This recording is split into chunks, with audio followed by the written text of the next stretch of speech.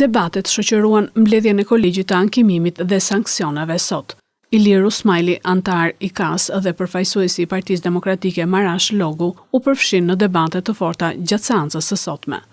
Debati nisi kur Logu pyeti drejtoreshën për votën e diasporës Jona Josifi për qëndrimet e Komisionit Qendror të Zgjedhjeve në lidhje me paratë kursyera nga votimi i diasporës. E para nuk lidhet as pak me të dytën, pra kursimi në buxhet, se nuk mund ta nxjerrim as pyetjen dhe as përgjigjen e tij nga konteksti, ishte në kuadër të procesit të rinumërimit të një numri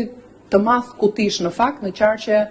të ndryshme për shkak të procesit ankimor. Pyetja e gazetarëve ishte nëse Komisioni Qendror i Zgjedhjeve do të angazhojë patjetër buxhet edhe për marrjen e masave për të realizuar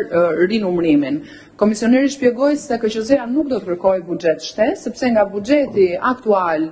programi për zgjedhjet për kuvend të datës 11 maj ka ende buxhet në dispozicion dhe përmendi një rast kursimi, siç e quani ju dhe siç e quajti ai, që në fakt nuk lidhet me zbatimin e kontratës apo me 52.000 firma apo me 200.000 firma, por lidhet me faktin që fondi buxhetor i alokuar nga Ministria e Financave për KQZ-n për shërbimin postar me vlerën e lidhur të kontratës, pra po e thon